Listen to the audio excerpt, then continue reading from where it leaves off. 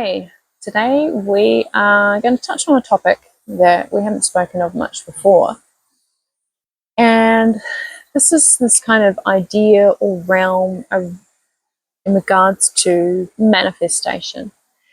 Now, I'm sure some of you have probably heard about this kind of concept of manifestation. You maybe have heard of many different books or films and all kinds of content out there. You know, how do you manifest things into your life? So there's a beautiful tui that keeps flying around me today. And I'm coming on here to share some additional elements to that kind of realm of manifestation,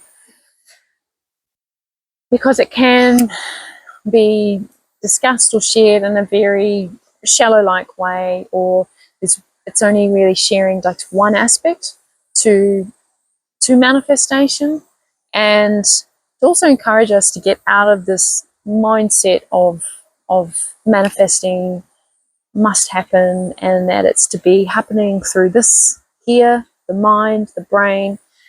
And yeah, let's just get straight into it. So first off, I'd like to express, like, the mind power is not enough.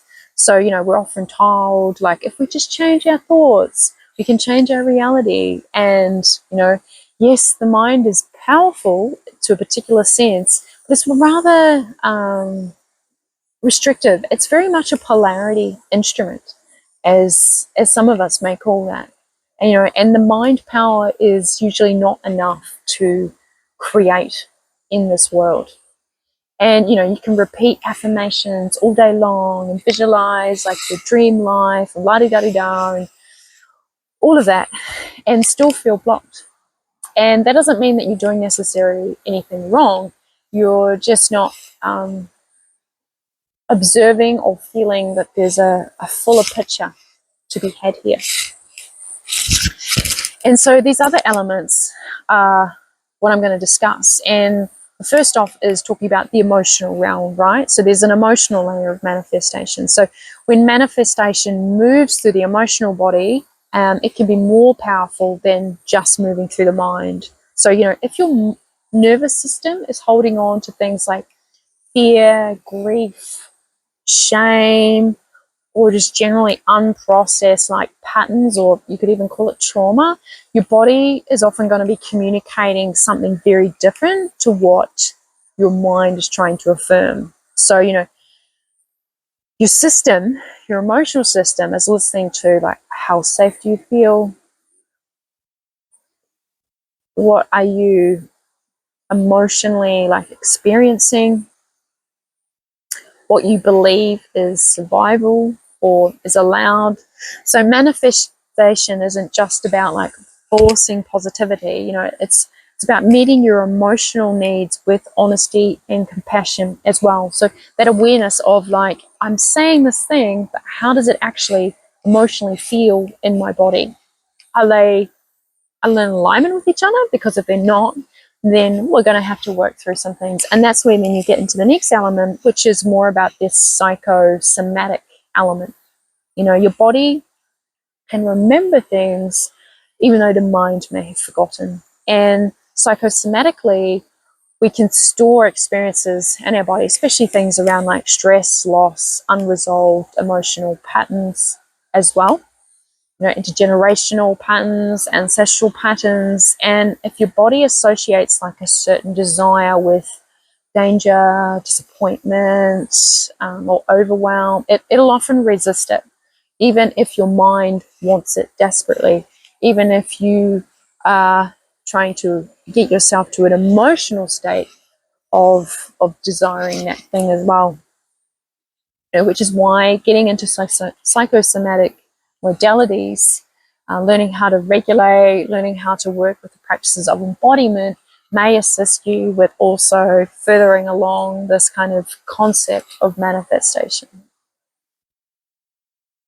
Now, the other really important element to it is to remind ourselves that we are not the ultimate controllers.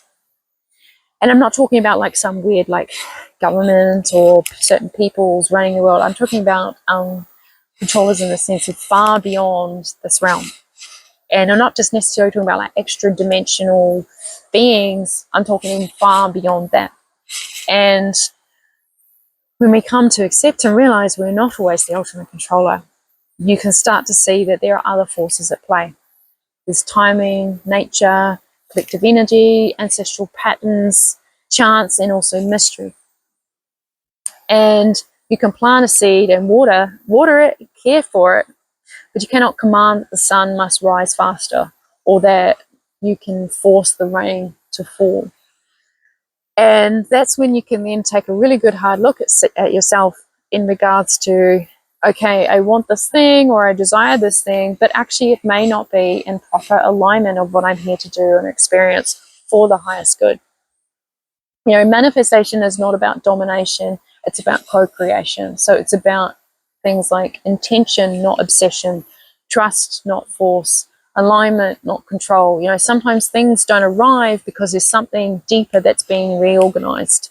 Sometimes a no is actually protection, and sometimes a delay is actually a preparation for what is to come and what you may need to develop further to actually be able to fully accept what it is that is going to arrive. You know, there's a level of responsibility that comes with managing more things in the material world. And if you're not ready and don't have the skills to be able to manage that, then you're either going to lose it or you're not going to do a very good job of taking good care of it. And again, another important element to that is surrendering, right? So surrendering is part of that process. Doesn't mean giving up things. It may just mean releasing the illusion that everything in regards to the responsibility of how it arrives, when it arrives, who it's going to arrive with, does not necessarily sit on your shoulders. Now, don't misinterpret this in the sense of like, oh, well, you're not responsible for anything, but just recognizing that you're not, again, going back to that controlling thing, you're not necessarily in control of all of it. So therefore you can't always be fully feeling like it's all of that responsibility rests on your shoulders. You know, it's okay to desire, it's okay to dream, you know, but you're also allowed to rest and trust that also life has an intelligence beyond your understanding, and it has its own picture and story and journey for you that you may have to sometimes surrender a little more into to be able to move through that and move where it is that life wants you. So yes, just to sum up, a much healthier way to go about creating, co-creating what it is that you're desiring in your life is much more of a grounded approach than just trying to think your way there. You know, so it's things like tending to your emotional world, listening to your body, being really honest about like what fears and resistance do you actually hold and are still working on, you know, taking aligned action when it is right, letting go of like rigid timelines, and trusting that what is meant for you won't require self-betrayal as well. That's another really important element to remind yourself.